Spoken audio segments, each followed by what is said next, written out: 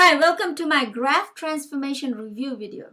If you have something that looks like this, f of x is equal to 2 times x plus 1 squared minus 3, and you are asked to sketch this graph, your first task is to figure out what your parent equation is. In this case, it's y is equal to x squared. The second task is to identify the x and the y transformation. So x transformation is simply shift the graph, shift 1 unit left. So you will go x minus 1. The y transformation is 2y minus 3. So let me circle all the y transformation. This is the y transformation. These two values tell you what to do with the y values of the point. And here it tells you what to do with the x value of the points from the parent equation. So let's go ahead and find our points for the parent equation, x, y. And let's pick -2, -1, 0, 1, and 2. And if y is equal to x squared, then this will become +4, +1, 0, 1, and +4. Now let's go ahead and figure out what the new transformed x value will be. We know we have to subtract 1, so this will become -2 will be transformed to -3. -1 minus 1 is -2. 0 minus 1 is -1. 1 minus 1 is 0, and 2 minus 1 is 1. The new transformed y value would be twice the original y minus 3. 4 times 2 is 8 minus 3 is 5. 2 minus 3 is -1. 0 minus 3 is -3. 1 times 2 is 2 minus 3 is -1. 4 times 2 is 8. 8 minus 3 is 5 again.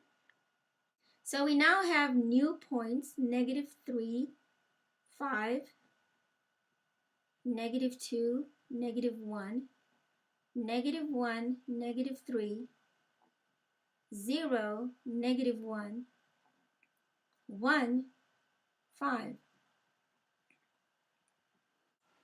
So let's go ahead and plot these points. The first one is -3, 5, -3, 5, -2, -1. So let's say -3, 5 is, if this is 5, and if this is -5, then I would say -3 is here, and -3, 5 is right here. -2, -1 is here. -1, -3 is here. 0, -1 is here. And 1, 5 is here, right here. So we have a graph that has been transformed from the parent graph, and I'm going to try and sketch a parent graph in red. The parent graph would have been like this, and you can see that the graph has been shifted 1 unit left, 3 units down, and it has been vertically stretched by a factor 2. So if I were to list the transformation here, there is a vertical stretch by factor 2, horizontal shift 1 unit left, vertical shift 3 units up.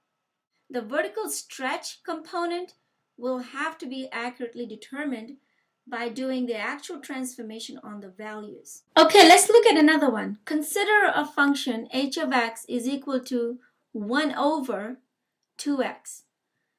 Here we want to recognize our parent function as 1 over x. And it's the x value which is multiplied by a half. As before, we want to first create some points using our parent function. So let me pick -2, -1, 0, 1, and 2. Using my parent function, I get y values as -1/2, -1, Of course, you cannot divide by 0 and 1 and positive half. Only the x value has been transformed. It's been halved. So all of the x values here is going to be halved. Negative 2 becomes negative 1. Negative 1 becomes negative a half. 1 becomes half, and 2 becomes 1. The y values essentially remain the same because there is no transformation on the original function which shows any transformation on the y value. So that remains the same. I'm then able to create new set of ordered pair here using new x values, negative 1, negative a half, half, and 1, keeping the y values the same because there were no transformation on the y. And knowing the shape of my parent function and a few points to guide me along, I'm able to sketch out the graph of the transformed function right here.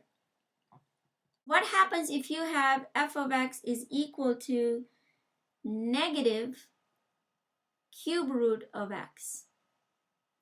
Now, my first task is to get the parent function, which is y is equal to cube root of x. And I would also like to sketch out a shape like this. Let's go ahead and create some xy points using the parent function first, and then we will do all our transformation. So I want to pick 8. I'd like to pick 0 and negative 8. Cube root of 8 is 2. Cube root of 0 is 0. Cube root of negative 8 is negative 2.